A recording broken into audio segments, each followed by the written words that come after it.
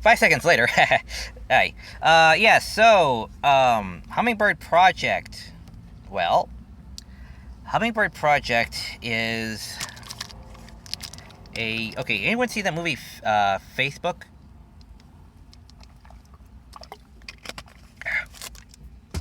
Okay, starring that Lauren Fishburne character? No, that's Morpheus, no. It's that other guy. It's the guy that starred in Facebook. Um, and he decides to... he works for this company, and he... Uh, it's a telemarketing, firm. It's this whole stock market exchange. So when the stock market is down, it's no longer the market is good. It's whoever is the fastest. Because now we have fiber optics. So I think this is supposed to take place during the Depression. I'm not 100% sure, but it's supposed to take place when the market is kind of down.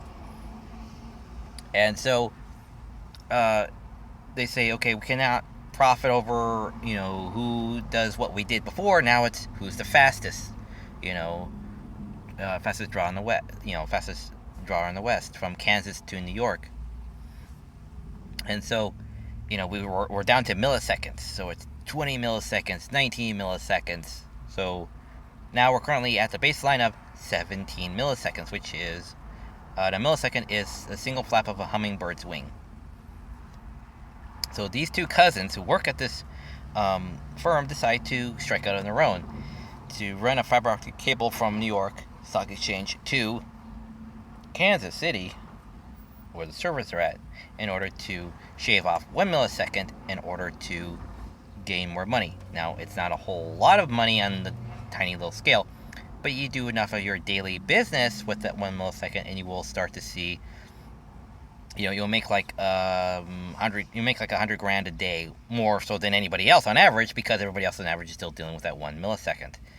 So, so even if that 1 millisecond faster gets you ahead of everybody, making you far richer, the further you go, the more money you make, because it all adds up.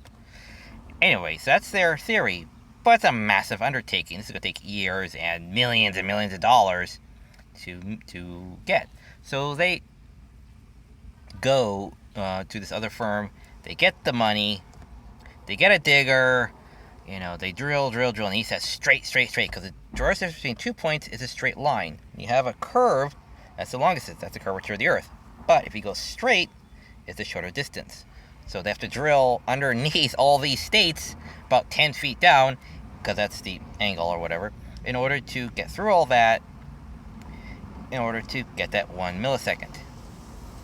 So going through all this, and then having the lady show up and saying, but you belong to me, your ideas belong to me, and, screwing up their project, and them going back to their other company, to their company to get more money, and then nearly finishing up, and her coming across some sort of tower thing. I'm guessing it was the birth of 5G. I'm not entirely sure exactly when does this take place, but basically they have all these router cell towers, so it's down to 11 milliseconds. I'm not entirely sure why a broadcasting would outdo fiber optic, but whatever. So they now have 11 milliseconds. Now I'm telling you all this because I rented this movie out for $2. If you find something cheap online, it's probably not going to be that good. And much like what I said before, where this is a drama, and they're trying to make this seem more dramatic, which they do, but then it has this ending third act bullshit at the end, because it's like you're rooting for them, but then they never stood a chance because she found the guy to make it better, down to 11 milliseconds. And then the main guy finds out he has cancer, so he literally is going to die by the completion of this. And then the cousins being, arrested for corporate espionage. It's all trumped up charges anyway. And then what the guy does was actually a sure thing of brilliance, is that he dials his home computer. So it's a whole setup is that he put a home computer in this drawer and left it there as the on. So I guess he's running programs. I thought at the time, but like he's running programs to. This is the technical guy, not the Facebook guy, the other guy, the technical guru, and I thought he left his stuff running at home in order to run on the problem of trying to find that 1 millisecond faster. Actually, no, that wasn't it. When he was in prison, he dialed his home address, his home number, in order to activate that. Dials 1 and cuts their old company, their old company, who has been fucking them over the entire length of the movie. They are now at 11 milliseconds, cuts them off by 20. Ew. So now they're like at I forget what it was, like 29 milliseconds or whatever, but they're cut off right there across the board. So they're like freaking the fuck out. Once they're like making $500,000 in 5 seconds, and now it's like, we're down 20 milliseconds. What the hell happened? Oh my god. So she goes there and he says, look, I'll tell you to turn it off if you just drop the charges and leave my cousin alone. So she says, she agrees. He says, dial blah blah blah blah, and then dial 3. This is it. That's it. We could have made so much money together. Well, it's all an illusion anyway. Okay. And then from that point, it all just turns into this trying to lose with grace, sort of, so they don't become rich. Their entire plan of all the 2 years of digging this tunnel amounts to jack shit, because they're not the fastest. They're like the second fastest. But still, by that point, it doesn't really matter. They lost. He's dying. They go to the Amish people and say, I'm sorry if I was being a dick to you. We took out the fiber optic cable underneath your land. They sit, watch the rain to stop, and then it ends. They try to say some heartfelt, like life meaningful stuff, but it kind of just falls flat because you wanted them to win. But what did they win? Perspective? I don't know.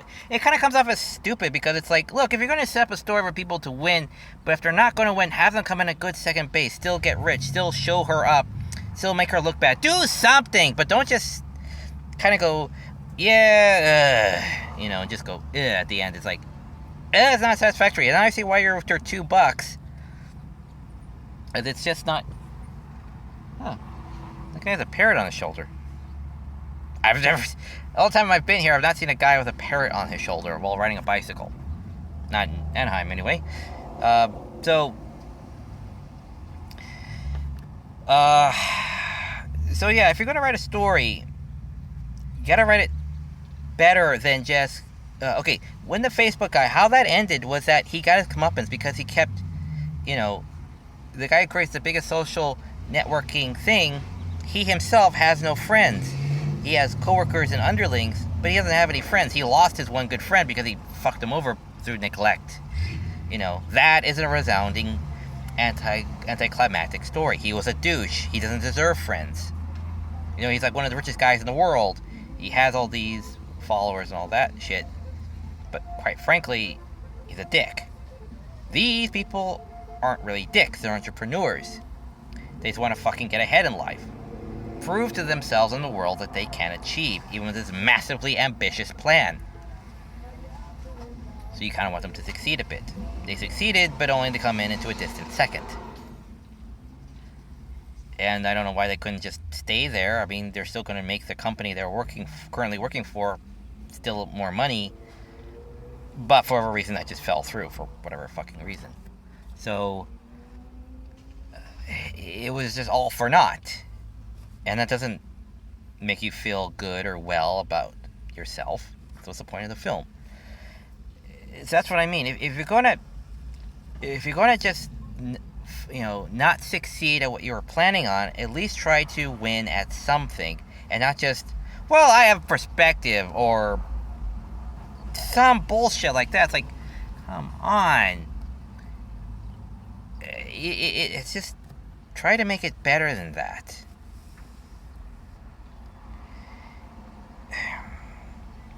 A good movie, even with the concept of defeat, like, okay, let's say, what was it, Sucker Punch, good, yes, Sucker Punch, the movie. The lead character dies, well, not dies, but becomes lobotomized. And what was the end result? The end result wasn't so that the lead character to get out or survive or win. The end result was that they give the secondary character a chance to leave this place. And that was a good ending. I don't know if Stanley was the bus driver in that or not. I can't remember. But I do recall that was at least a satisfying ending. Even though the character we're rooting for ended up being lobotomized, there was still a victory. You know? And that's a better ending than I like over the Hummingbird Project, over Penguin Highway, over... Okay, I liked Napping Princess. And what I liked more is The Cat Returns. So you see that the disconnect is that the satisfying ending has to be satisfying. But without that, you get a decent first and second act, and then a very, very dissatisfying third. I know I keep saying that over and over again, but that's the thing. I'm trying to give a good example of this. So, yes, you gotta have some victory, and it cannot be this, well, I gained perspective bullshit before I just keel over and die. No. You gotta have a win. Somewhere, somehow, a better win than just, well, moral high ground is mine, or something like that. You gotta have to actually win. Give her a victory, but she still lost at something. Or see her how much of a cheat or a ruthless bitch she is. Show that to the world. Like, yeah, I'm getting all this money, but now the secret's out of how much of a ruthless bitch I am, and that would affect anyone's moral compass. Something like that. Something that shows that they gained something. Or she lost something. But whatever. So, yeah, I hope that's clarity. If anyone bothers to comment to this and say that wasn't clear, I'll do a future video showcasing back with actual videos, maybe someday in the future when I get another laptop or a PC or whatever. I don't know. But yes, you need a satisfying conclusion. That's why it's called the resolution. Anyway, so yes. So, I hope that helps anybody. So take care, and again, see you at the movies. Bye.